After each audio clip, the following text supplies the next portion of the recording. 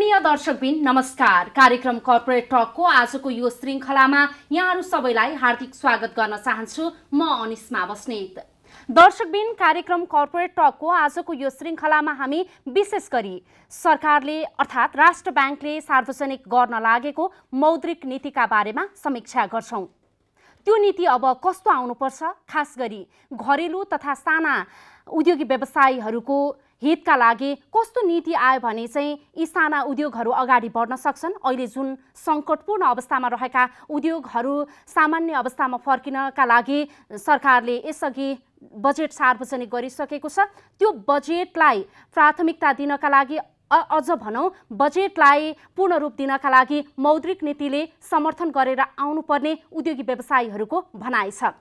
उहाँहरूको कस्तो खालको माग छ, खासमा साना तथा घरेलु उद्योगी व्यवसायीहरूको मौद्रिक नीति अब यस्तो आउनुपर्छ भन्ने खालका, त्यस्तै अहिले जुन अर्थतन्त्र यो सङ्कट उन्मुख अवस्थामा छ भन्ने खालका कुराहरू पनि आइरहेका छन्। यो अवस्थामा घरेलु तथा साना व्यवसायीहरूको अवस्था चाहिँ कस्तो छ त लगायतका विषयमा पनि हामी आजको यो कार्यक्रम कर्पोरेट टकको श्रृङ्खलामा कुराकानी गर्नेछौँ। त्यसका लागि हामीसँग यति बेला हुनुहुन्छ नेपाल घरेलु तथा साना उद्योग महासङ्घका अध्यक्ष उमेश प्रसाद सिंहज्यू। आउनुहोस् उहाँलाई कार्यक्रमको आजको यो श्रृङ्खलामा स्वागत गरौँ। स्वागत छ। धन्यवाद। आराम हुनुहुन्छ? आरामै छ। आजभोलि व्यस्तता कता? अहिले महासङ्घको केही कामहरू गर्नुपर्ने छ। असाढ महिना छ, मौद्रिक नीति आइरहेको छ। तपाईँले अघि भने त्यसमा मौद्रिक नीतिमा हाम्रो भनाइलाई समर्थन कसरी गराउने त्यसको लागि दौडधुप गर्नु। तपाईँहरूको भनाइ चाहिँ के छ त? हाम्रो भनाइ के छ भने 2 वर्षको यो कोभिडको कारणले लघु घरेलु साना उद्योगहरू एकदम थला परेको छ। आर्थिक स्थिति एकदम जर्जर अवस्था छ। अहिले हामी विगतका वर्षहरूमा सरकारलाई हामीले मतलब सहयोग गर्दै आइरहेको अवस्थामा यो कोभिड त हाम्रो बसभन्दा बाहिरको कुरो हो। यो प्राकृतिक प्रकोपको जस्तै भएको हुनाले सरकारले यस्तो विपत्ति घडीमा सरकारले हामीलाई सहयोग गर्नुपर्छ भन्ने हाम्रो भनाइ हो।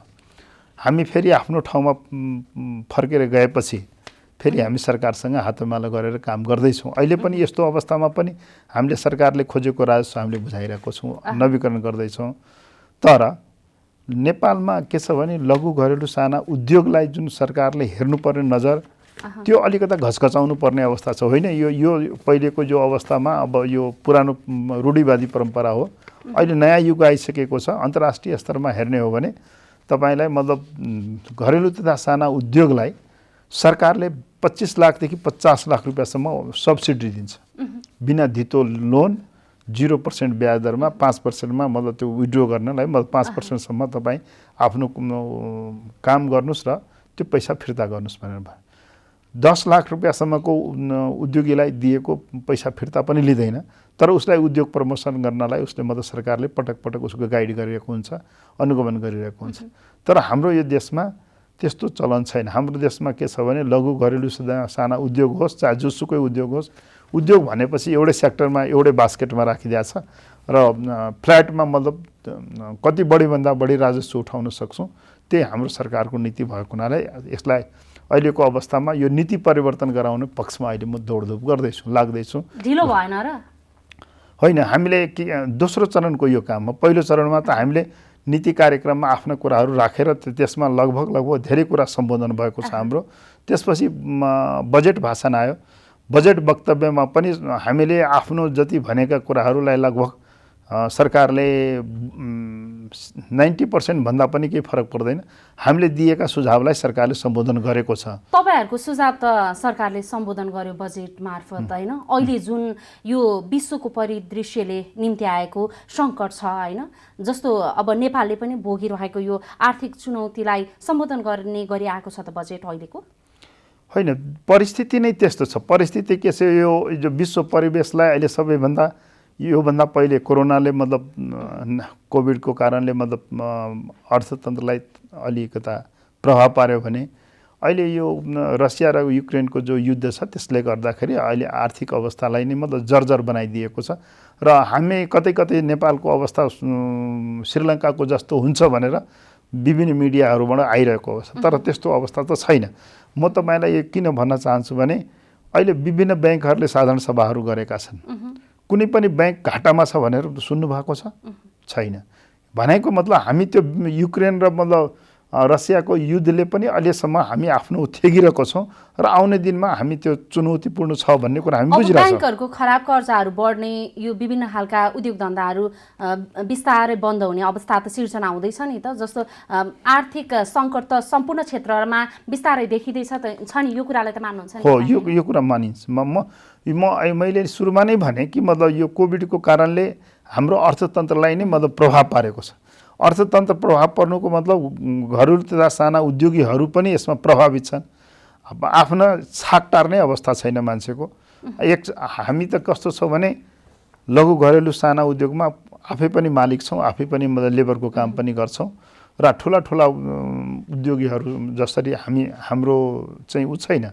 हाम्रो कस्तो छ भने सबभन्दा कम 9 जना, 5 देखि 9 जनासम्मदेखि 200-400 जनासम्म पनि हामी काम लगाउँछौँ। हाम्रो अवस्था कस्तो छ भने हामी माथि आश्रित परिवारलाई पनि हामीले फिर्ता गरेको छैन। हामीले सरकारलाई योभन्दा पहिले पनि कोभिडको पिरियडमा हामीले धेरै कुरा सरकारले सुझाव दिएका थियौँ।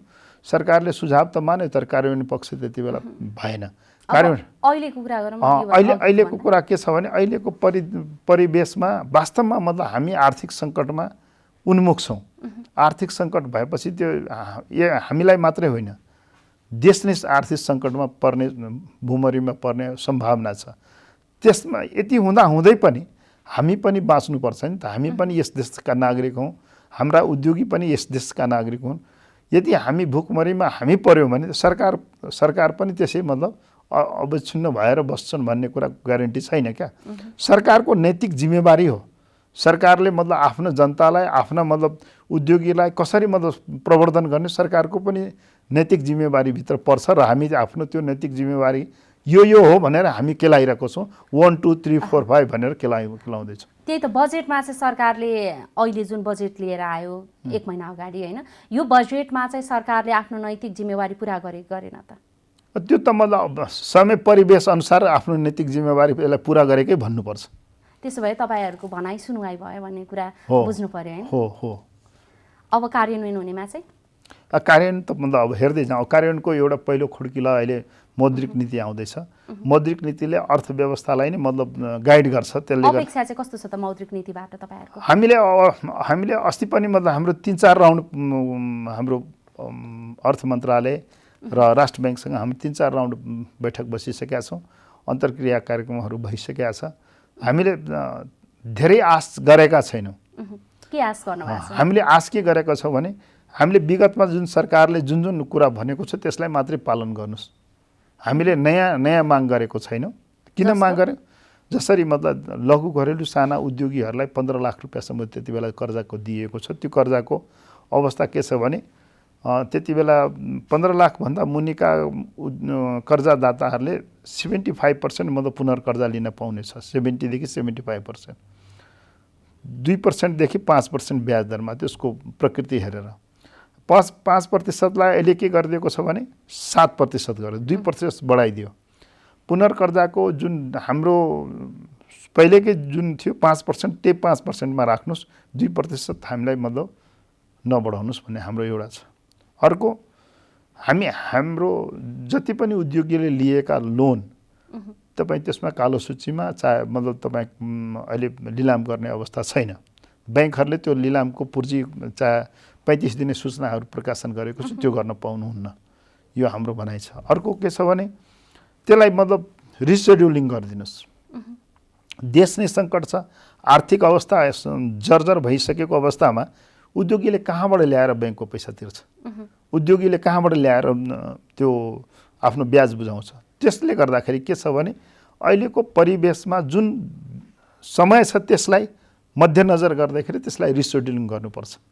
अर्को कुरा, उद्योग भन्ने बित्तिकै मतलब एउटै बास्केटमा राखिएको छ।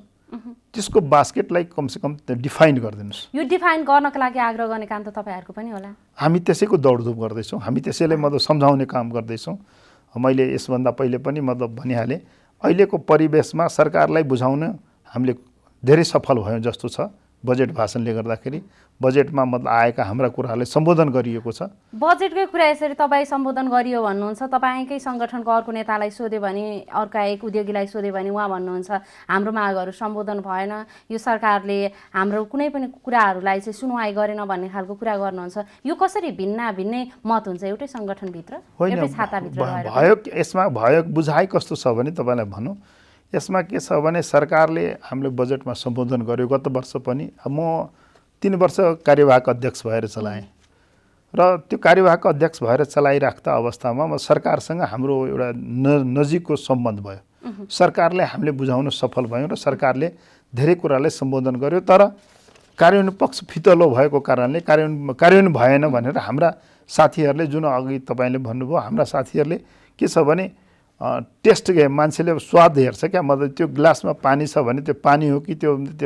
के भन्छ मतलब वाइन हो कि के हो, त्यो खाएपछि मात्रै टेस्ट हुन्छ, थाहा हुन्छ क्या। हाम्रा उद्योगीहरूले कस्तो बुझाएको छ भने हामीले त मतलब सरकारसँग त हामीले लबिङ गऱ्यौँ, सरकारलाई हामी बुझायौँ, सरकारसँग हाम्रो आफ्नो कुराहरू माग सम्बोधन गरायौँ, तर कार्यान्वयन पक्ष यदि फितलो भयो भने उद्योगीले त अनुभव त त्यो गर्न पाएन नि, त्यसको टेस्ट त लिन पाएन नि त। त्यसले गर्दाखेरि हाम्रा साथीहरूले जुन भनेको त्यो त्यसमा कुनै विमति छैन, तर हामी सरकारसँग आफ्नो कुरा भन्न सफल भएको छौँ। सरकार हामीलाई सम्बोधन गर्न उन्मुख भएको छ र त्यो अहिलेको वर्तमान परिस्थितिमा सरकारले मतलब हाम्रो सम्बोधन नगर्ने उपाय छँदै छैन। यो सम्बोधन नगर्ने गर्ने कुरा त डिफ्रेन्ट भयो होइन, सरकारले तपाईँहरूको भनाइ सुनवाई गर्यो गरेन भन्ने कुरा पनि अलिकति फरक भयो। तर मैले भन्न खोजेको चाहिँ तपाईँहरूकै सङ्गठनभित्र चाहिँ कसरी एकजनाका लागि चाहिँ सङ्गठन भनेको त समग्र के अरे उद्योगी व्यवसायीहरूको तपाईँहरू नेतृत्व गर्दै हुनुहुन्छ होइन, त्यो नेतृत्व गरिसकेपछि त एउटाको पक्षमा अर्कोको विपक्षमा त हुँदैन नि त। एउटै घरेलु तथा साना उद्योगीहरूको समस्यालाई सुल्झाउनका लागि नै तपाईँहरू सङ्गठन निर्माण गर्नुभएको छ होइन। एकजनाको चित्त बुझ्ने अर्कोको चित्त नबुझ्ने खास के कारणले हुन्छ, त्यसमा पनि नेतृत्वहरूमा चाहिँ? होइन, धन्यवाद। तपाईँले भन्नुभएको यो कुरा मैले मतलब बुझिरहेको छु। के हुन्छ भने नेतृत्वकर्ताले यो पनि ध्यान दिनुपर्छ कि मतलब मेरो भनाइ कति सम्बोधन भयो होइन, सम्बोधनको त्यो आँकडा कति पर्यो। 50 देखि माथि गयो भने 60% भयो भने त्यसलाई अहिलेको परिवेशमा 100% भन्नुपर्छ त्यसलाई होइन, 90% भन्नुपर्छ। 50 देखि माथि गयो भने होइन। हाम्रो अवस्था के छ भने हाम्रै साथीहरूले जसले तपाईँले भन्नुभएको छ, नेतृत्वकर्ताले यो कुरा हिजोको अवस्थामा घरेलु तथा साना उद्योगीहरूको अवस्थालाई सरकारले कति सम्बोधन गर्यो। म 2047 सालदेखि यो महासङ्घमा लागेको छु, म एउटा संस्थापक सदस्य हो र नेपाल सरकारले ल्याएका बजेट, नेपाल सरकारले ल्याएका नीतिहरू मैले नजिकबाट हेरेको छु। त्यसैले म अघिल्लो वर्ष तपाईँ पनि यही कार्यक्रममा आएर व्यापक विरोध गर्दै हुनुहुन्थ्यो होइन, फेभरमा नआएर जस्तो लाग्यो? होइन, यो अघिल्लो वर्ष भन्दा त्योभन्दा अघिल्लो वर्ष 3 वर्ष पहिले मतलब दोस्रो वर्ष मतलब यो तेस्रो बजेट भाषणभन्दा पहिलेको अवस्थामा हाम्रो सम्बोधन भएन भन्ने मतलब त्यो हामी त थ्रेट गर्दैछौँ नि त सरकारलाई। हामी त मतलब त्यो हाम्रो सम्बोधन गर भनेर तपाईँको मार्फत भन्न खोजेको, यदि सम्बोधन गरिनस् भने हामी सडकमा उत्रिन्छौँ भनेर भन्न खोजेको मैले। त्यो के छ भने हामीले मतलब एउटा रुने ठाउँ हो, कराउने ठाउँ कुन हो त? सरकार त हो त। हामीले समयमा आफ्नो राजस्व तिरेका छौँ, सरकारलाई राजस्व तिरेर सहयोग गरेका छौँ। हामीलाई सहयोगको आवश्यकता जति बेला पर्यो त्यति बेला सरकारले म त बाई भनिदिने, त्यो चाहिँ भन्न पाइँदैन भन्ने त्यो थ्रेट गरेको सरकारलाई त्यति बेला। र सरकारले त्यो थ्रेटलाई बुझ्यो र तपाईँकै यही कर्पोरेट टक पछि लगभग भोलि या पर्सि 2 दिन पछाडि मलाई सरकारले बोलाएर तपाईँको के छ सम्बोधन गर्नुपर्ने, तपाईँले धेरै विरोध गर्नुभयो सरकारको भनेर भन्नुभयो र हामीले यति यो सुझाव दिएका छौँ, यो सुझाव सम्बोधन हुनुपर्छ, यो सम्बोधन भएन भने हामी सडकमा जान्छौँ भनेर भने हामीले।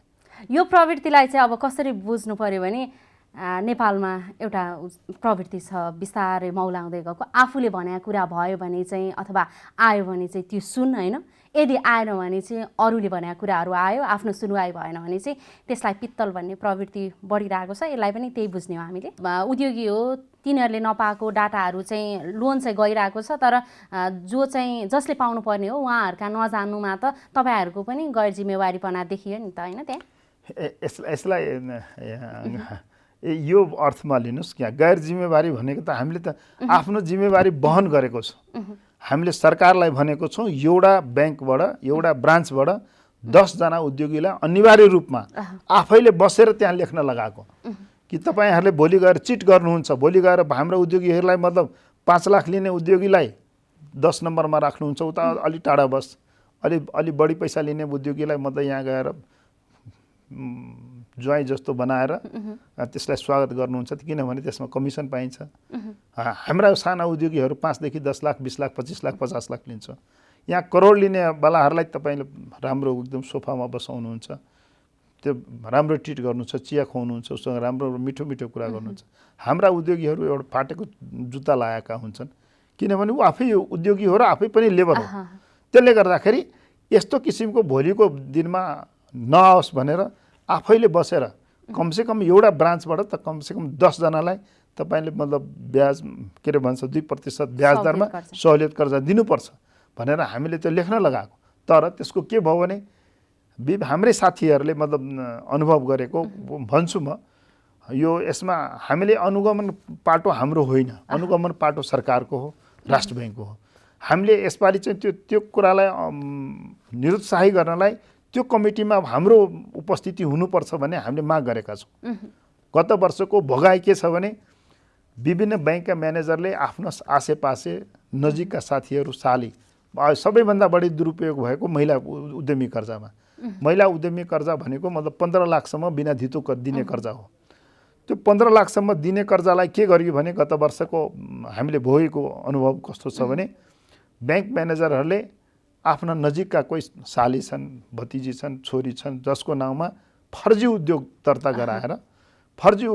दर्ता गराएर उनीहरूको नाममा 15 लाख रुपियाँ मतलब दिइयो। त्यो हामीले रेकर्ड विभिन्न ठाउँबाट फेला पार्यो। हाम्रा निडी जुन उद्योगीलाई चाहिएको छ त्यो उद्योगीले मतलब पाउन सकेन, उनीहरू नम्बरमा 10 नम्बर मैले भनेको छु। त्यस्तो नम्बरमा अघि यहाँले भन्नुभएको छ हाम्रो सम्बोधन भएन, जुन साथीले भन्नुभएको छ, जुन उद्योगी हाम्रा नेताले भन्नुभएको, त्यही कारणले भन्नुभएको। किनभने हाम्रो उद्योग निडी पिपुलले त पाएन।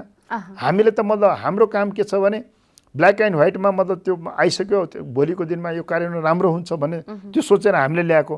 हाम्रो उद्देश्य के छ भने हाम्रो उद्योगीहरूले यो पाओस्, हाम्रा उद्योगीहरूले यसबाट बेनिफिट उठाओस् भन्ने त्यो हाम्रो चाहना छ। तर त्यो भयो कि त्यसको दुरुपयोग भयो। दुरुपयोग भएपछि त्यो टेस्ट अलिक फरक भयो। त्यसैको कारणले हामीले यसपालि के भनेका छौँ भने बिचौलियाहरूको अन्त हुनुपर्छ, निडी पिपुललाई त्यो लोन जानुपर्छ र त्यसलाई कन्टिन्युअस किन होस् भने देशको परिस्थिति, अन्तर्राष्ट्रिय परिस्थिति, आर्थिक अवस्थालाई मध्यनजर गरिकन गत वर्ष नै हामीले जति माग गरेको छौँ त्यसैलाई कन्टिन्यू गर्नुहोस्। एउटा थप के भनेको छौँ भने हाम्रो उपस्थिति चाहिँ हुनुपर्छ। हाम्रो उपस्थिति नभएको खण्डमा हिजो जसरी भयो आज पनि फेरि हुनसक्छ, यही हाम्रो भनाइ थियो। अब चाहिँ यो बजेटको कुरा भयो, मौद्रिक नीतिको कुरा पनि गऱ्यौँ होइन? अब चाहिँ समग्रमा अहिले पछिल्लो समयमा घरेलु तथा साना व्यवसायी उद्योगीहरूको अवस्था चाहिँ के छ, कस्तो छ, कसरी अगाडि बढिरहेको छ उद्योग? मैले अघि यहाँलाई सुरुमा नै भने हाम्रो अवस्था कस्तो छ भने पहिले भुइँचालोले अलिकता मतलब तनावग्रस्त नै बनायो।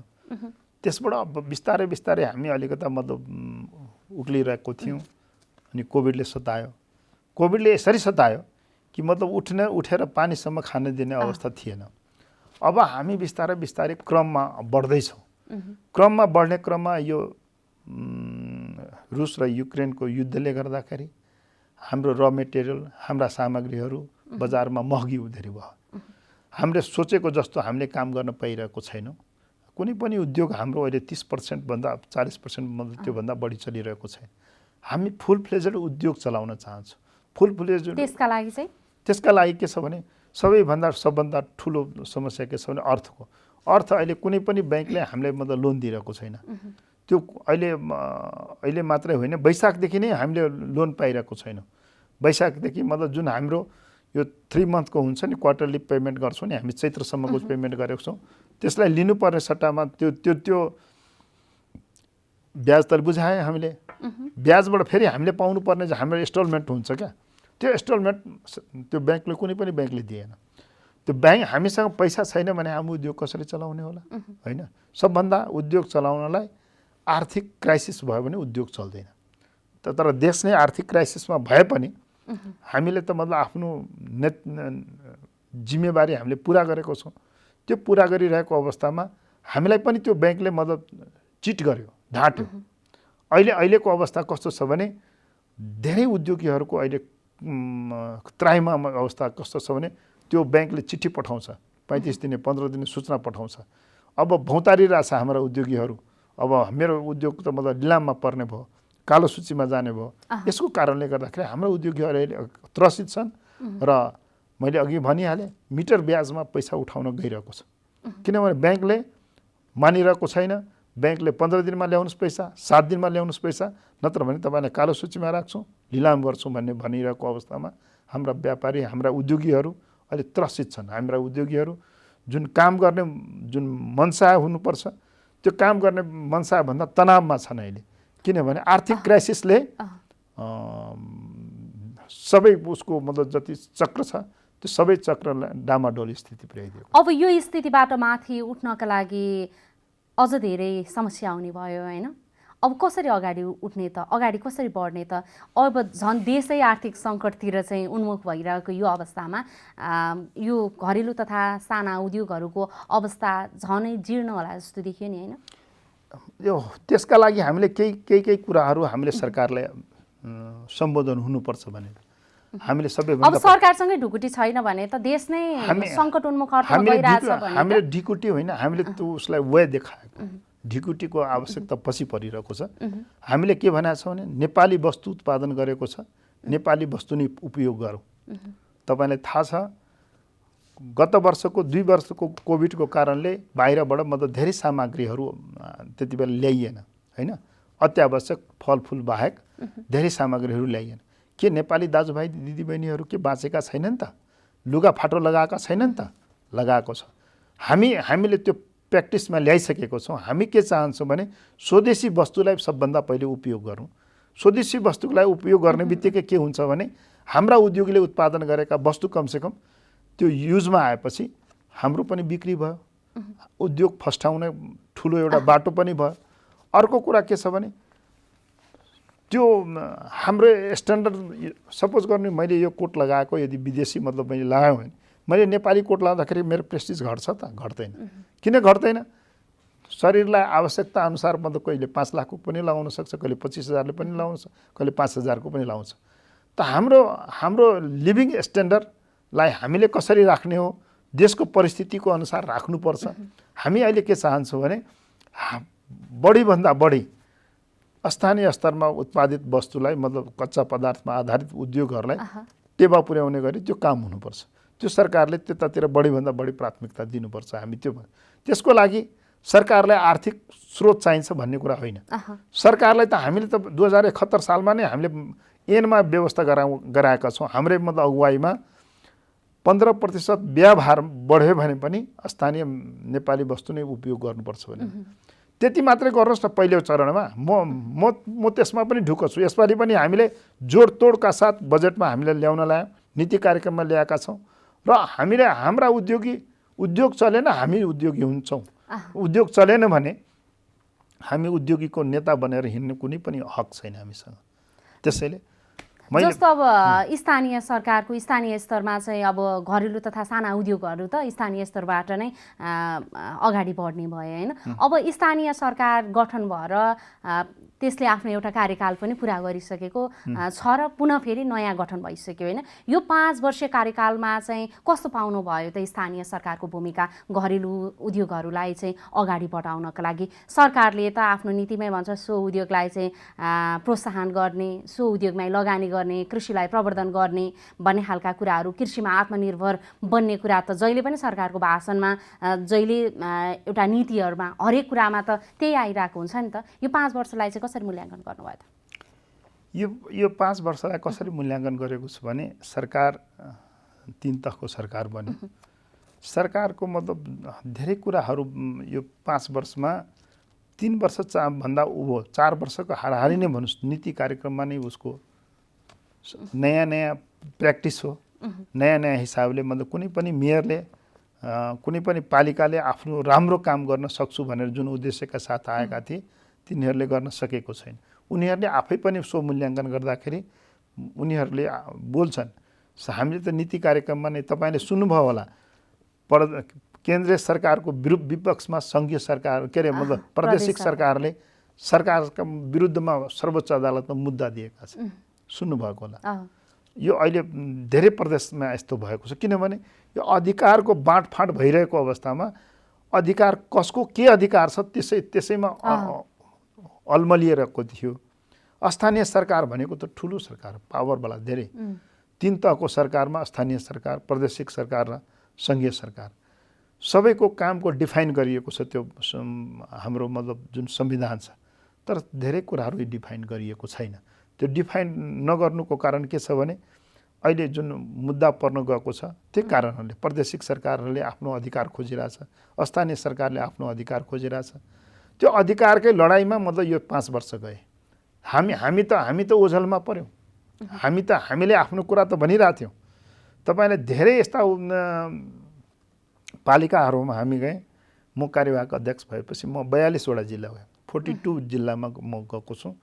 र जुन जिल्लामा जाँदाखेरि मेरो पहिलो नैतिक जिम्मेवारी के थियो भने त्यो प्रदेशको सरकारसँग मुख्यमन्त्री र हाम्रा लाइनका मिनिस्ट्री मतलब उद्योग मन्त्री, अर्थमन्त्रीसँग पहिले भेट्थेँ र उहाँहरूको कुरा सुन्थेँ, आफ्नो कुरा सरकारले सुनाउँथ्यो र सरकारलाई धेरै कुरा सम्बोधन गराउने प्रयास गरेँ।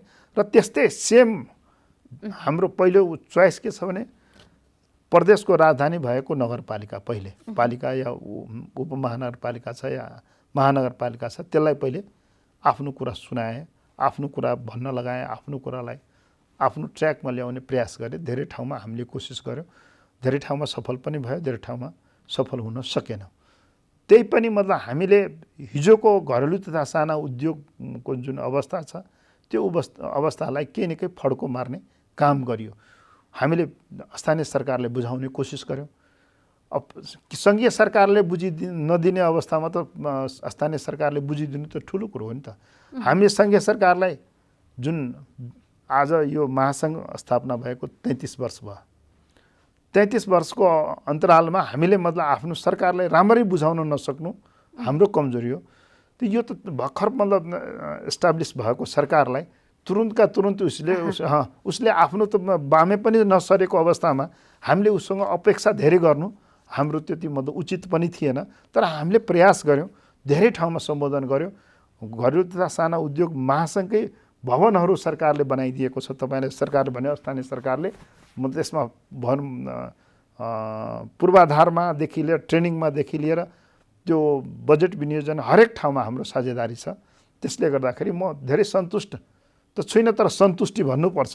सरकारलाई हामीले नरोइकन नबोलिकन मतलब केही पनि हुनेवाला छैन। हामीले आफ्नो त्यो प्रयास गरेका छौँ। त्यो प्रयास गरिरहेको अवस्थामा हामी अब खुड्किलो पार गर्दैछौँ। जस्तो नीतिगत झन्झटहरू चाहिँ के छन् त स्थानीय सरकारमा, स्थानीय स्तरमा चाहिँ उद्योगहरू सञ्चालनका लागि? हेर्नुहोस्, यो हिजोसम्म के थियो भने सङ्घीय सरकारले सबै मतलब हेर्थ्यो। घरेलु तथा साना उद्योग विभाग भनेर यहाँ केन्द्रमा थियो, त्यसलाई मर्ज गरिदियो। मर्ज गरेर उद्योग विभाग भनेर खोलियो। उद्योग खोल्ने उद्योगको सबै अधिकार प्रदेशलाई दियो। प्रदेशकोबाट केही अधिकारहरू स्थानीय निकायलाई दियो। स्थानीय निकायलाई तपाईँले आफ्नो पालिकाभित्रमा रहेका उद्योगले दर्ता गर्नुपर्छ। तपाईँले जे गर्नुपर्छ कर लाउनेको त्यो जिम्मेवारी स्थानीय पालिकालाई दियो। गभर्निङ गर्ने काम प्रदेशले गर्यो। तर यिनीहरूको अधिकारकै बाँडफाँडमा मतलब हामी चेपानमा पर्यो। कुनै पालिकाले मतलब उद्योग दर्ता गरेको छ, कुनै पालिकाले उद्योग दर्ता गरेको छैन। घरेलु कार्यालयमा दर्ता भएका उद्योगलाई मात्रै राष्ट्र ब्याङ्कले मतलब जुन प्राइभेट सेक्टरका ब्याङ्कहरू दिएको छ, त्यो प्राइभेट सेक्टरका ब्याङ्क चाहे सरकारी ब्याङ्कले मतलब घरेलु कार्यालयमा दर्ता भएकालाई मात्रै लोन दिने भनेर त्यस्ता किसिमको एकअर्कामा बाजिने खालको मतलब निर्णयहरूको कारणले अलिकता घरेलु तथा साना उद्योगीहरू मारमा परेकै हो, होइन? अब यो के छ भने प्रदेश सरकारको अधिकार दिइदिएको छ यसमा। हामीले यसपालि के भने प्रदेश सरकारको अधिकार दिएर हामी चाहिँ मारमा परेको छ। यसलाई चाहिँ सेन्ट्रलबाट नै होस्, भोलिको दिनमा हामीलाई मात्रै काम गर्न सजिलो हुन्छ। अब स्थानीय सरकार के भन्छ, यो मेरो अधिकारभित्र छैन, मात्रै उसको कर लिने अधिकार मात्रै होइन नि, त्यसलाई प्रवर्धन गर्ने पनि अधिकार स्थानीय सरकारको हो नि त। हामीले के बुझाएको छौँ भने पालिकामा रहेको बजेटलाई 20% बजेट उद्यमशील उसमा खर्च गर्नुपर्छ भन्ने त्यो ऐनमा व्यवस्था छ। लगभग भएको छैन त्यस्तो किसिमको 20% रकम त के हो भने कतै कुनै ठाउँमा 10%, कुनै ठाउँमा 12%, त्यो पनि भएको छैन। कुनै कुनै ठाउँमा त्यो 20% भन्दा राम्रो पनि खर्च गरेको छ, जसले देशको मेरुदण्डको रूपमा यो लघु घरेलु साना उद्योग छ भने त्यसलाई प्रवर्धन गर्नुपर्छ भने जुन पालिकाले बुझेको छ त्यसले राम्रो प्रोत्साहन गरेको छ, राम्रो खर्च गरेको छ। त्यसमा हाम्रा उद्योगीहरू, उसको पालिकामा भएका उद्योगीहरूलाई पुरस्कृत गरेको छ। त्यति मात्रै होइन, ब्याङ्कको लोनको लागि कुरा गर्नुहुन्छ भने सरकारको भन्दा पनि एक स्टेप अगाडि बढेर ब्याङ्कहरूसँग बसेर धितोमा कति चाहिन्छ, के भन्छ, मतलब त्यो ब्याज हामी बुझाउँछौँ भन्ने त्यस्ता काममा पनि स्थानीय निकायले पनि गरेको छ, प्रदेशले पनि गरेको छ। हामीले लुम्बिनी प्रदेशको कुरा गर्छौँ भने मुख्यमन्त्रीसँग उद्योगी भन्ने एउटा छुट्टै एउटा मतलब कार्यक्रम नै ल्याएको छ। त्यो कार्यक्रमले के गरेको छ भने विभिन्न ब्याङ्कहरूले हाम्रा उद्योगीहरूलाई दिने कर्जालाई के त्यसमा लाग्ने ब्याज सरकारले मतलब बुझाइदिने, ग्यारेन्टी पनि सरकारले लिने भन्ने त्यस्तो किसिमको कार्यक्रम प्रदेशले पनि ल्याएको छ। जो गरेको छ उसलाई प्रोत्साहन गरेको छ, मतलब त्यसलाई धन्यवाद दिनुपर्छ। त्यस्ता किसिमको स्थानीय पालिकाहरूले पनि धेरै ठाउँमा गरेको छ। तर हामीले बुझाउन सक्नु पर्यो, हामीले बुझाउनु पर्छ कि यो उद्योग नै हो, देशको मेरुदण्डको रूपमा छ, यसलाई प्रवर्धन गर्नुपर्छ, पुरस्कृत गर्नुपर्छ। आज हाम्रा दाजुभाइ दिदीबहिनीहरू 40 देखि 50 डिग्री सेल्सियसमा विदेशमा मतलब काम गर्दै जानु, काम गरेर फर्किनु राम्रो कुरो हो, पैसा कमाएर फर्किनु राम्रो कुरो। तर त्यति बेला जब बाकसमा बन्द भएर आउँछ त्यसको अवस्था के होला, कति नराम्रो अवस्था हुन्छ। त्यो कुरा पनि यहाँबाट घरबार धितो राखेर यहाँबाट पैसा लिएर गएको हुन्छ विदेश, त्यहाँबाट लास आउँछ, त्यति बेलाको त्यो अवस्था। एकातिर हामी विदेशी कामदारलाई हामी यहाँ उसले भनेकै उसकै टाइम टेबल अनुसार उसले म आज गर्दिनँ काम भनेपछि केही बोल्न नसक्ने अवस्था छ। किनभने दक्ष जनशक्ति उयो हो, उसले गरेन भने, उसले काम गरेन 1 घन्टा पछाडि आए पनि हामी सहनु परेको छ, किनभने हामीसँग विकल्प नै छैन। अर्कोतिर हाम्रो दाजुभाइहरू त्यो 40 देखि 50 डिग्री सेल्सियसमा गइरहेछ। हामी त्यसलाई रोक्नलाई यसपालि हामीले गत वर्षदेखि नै प्रयास गरेका थियौँ। अन द जब ट्रेनिङको हामीले अवधारणा ल्याएका थियौँ, सरकारले त्यसलाई सुन्यो। अन द जब ट्रेनिङको अवधारणालाई अब हामी सम्झौता गर्न गइरहेका छौँ सरकारसँग, र स्टार्टअपको हामीले ल्याएका छौँ। धेरै यस्ता योजनाहरू हामीले ल्याएका छौँ जो कि ती नेपाली दाजुभाइहरू नेपालमै बसुन् र नेपालकै मतलब उद्योगमा मतलब काम गरून्, आफै उद्योगी पनि बन्नु भन्ने त्यो कार्यक्रमहरू हामीले अहिले अगाडि बढाइरहेको छौँ। यो कुरा गरिराख्दा अब थोरै कृषिमा रोजगारीको कुरा गरौँ न। सरकारले जहिले कृषिमा चाहिँ सम्भावना नै सम्भावना छ भनेर भनिरहेको छ होइन, तपाईँहरू पनि भन्नुहुन्छ, हामी सबैले भनिरहेछौँ, सानोदेखि पढ्दै आएको कुरा पनि। कृषिमा साँच्चै रोजगारीको सम्भाव्यता चाहिँ कस्तो छ हाल नेपालमा? अहिले पहिले सुन्थ्यौँ हामी बच्चामा हुँदाखेरि हरियो वन नेपालको धन भनेर भन्थ्यो। अब त्यो सुन्न पाइँदैन, अब त्यो बन्द भयो, त्यो नारा बन्द भइहाल्यो। अब के भन्छ, रुख रोपौँ वन जोगाउँ भनेर भन्छ। भनेको मतलब कति डिफरेन्ट त छ त। पहिले त नेपालमा वनै वन थियो, अहिले रुख रोप्न भनिरहेको छौँ हामी, होइन? हाम्रो अवस्था छ त्यस्तै किसिमको। नेपाल कृषि प्रधान देश भनेर भनिन्छ, तर नेपालमा अहिलेको आएको खाद्यान्नको रेट हेर्नुहोस्, फलफुलको रेट हेर्नुहोस्, हामी कृषि प्रधान देश हौँ त भन्ने कुरा कतै न कतै प्रश्न चिन्ह लाग्छ। अहिलेको आयातित जति पनि मतलब फलफुल छन्, आयातित जति पनि मतलब दाल चावल जुन खाद्यान्नहरू छन्, त्यसलाई हेर्दाखेरि वास्तवमा कृषिलाई मतलब बढीभन्दा बढी प्राथमिकता दिनुपर्छ। हामीले गत वर्ष 2% ब्याज दरमा नै स्पेसल मतलब कृषि जोनलाई हामीले सपोर्ट गरेका थियौँ। त्यो कृषिमा आधारित उद्योगलाई पनि बढीभन्दा बढी टेवा पुगोस् भन्ने हामीले जसरी पशुपालन, डेरी उद्योगहरूलाई हामीले बढीभन्दा बढी मसला उद्योगहरू जति त्यसबाट कृषिमा बाट उत्पादित वस्तुलाई नेपालमै मतलब त्यसको मतलब प्रोत्साहन गर्न सक्यो भने कृषिलाई टेवा पनि पुग्ने र हाम्रो रोजगार पनि बढ्ने भन्ने हामीले सरकारलाई भनेका थियौँ।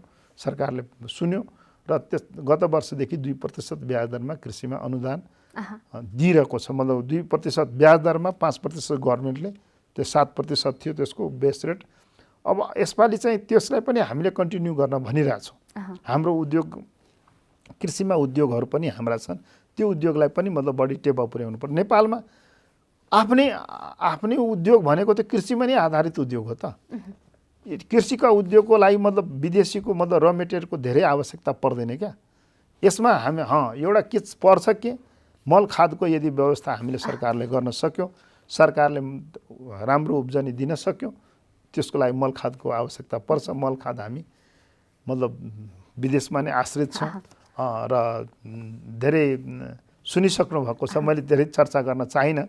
सरकारले त्यो मल खादको व्यवस्था गर्न नसकेको यही अवस्थामा अहिले पनि हाम्रा कृषक दाजुभाइहरू आफ्ना जुन उसले ओगटेको जग्गा, उनको आफ्नो निजी जग्गामा अहिले खेती योग्य जग्गामा खेती गर्न पाइरहेको छैन र लगाइसकेको खेतीमा पनि त्यो मल खादको अभावमा राम्रो उब्जनी हुन्छ भन्ने कुरा आश गर्दैनन् उनीहरू भनेर हामी अब भगवान भरोसा भनेर भन्छन् क्या।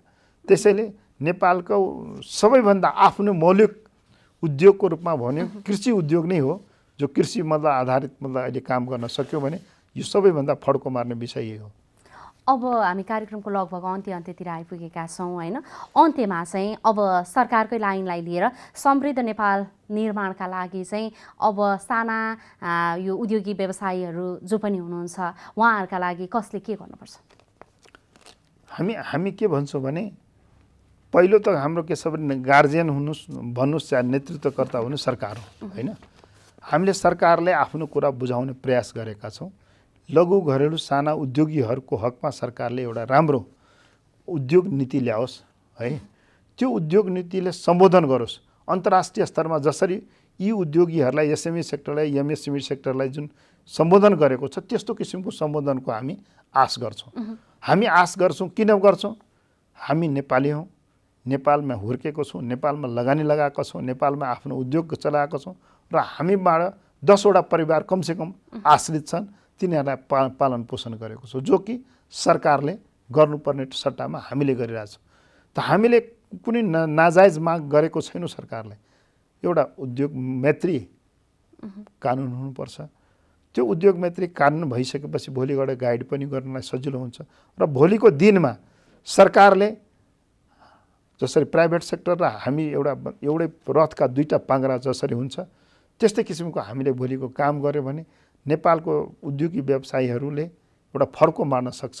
हाम्रो त्यो अनुभूति चाहिँ सरकारबाट हुनुपर्छ र हामी त्यो अनुभूति गराउने प्रयासमा छौँ र यो प्रयास जारी छ। जबसम्म यो हाम्रो यो प्रयास सफल हुँदैन त्यो प्रयास हामी गर्दै रहन्छौँ र नेपालमा रहेका उद्योगी व्यवसायीहरूले धेरैले मतलब उद्योग छोडिसकेका छ, ट्रेनिङतर्फ गइसकेका छ। ट्रेनिङ बिजनेसमा के हुन्छ भने बाहिरबाट ल्यायो, खरिद गरेर ल्यायो, 10 रुपियाँको सामान 12 रुपियाँसम्म 15 रुपियाँसम्म पनि बेच्यो भने उसलाई घरको घाटा लाग्दैन।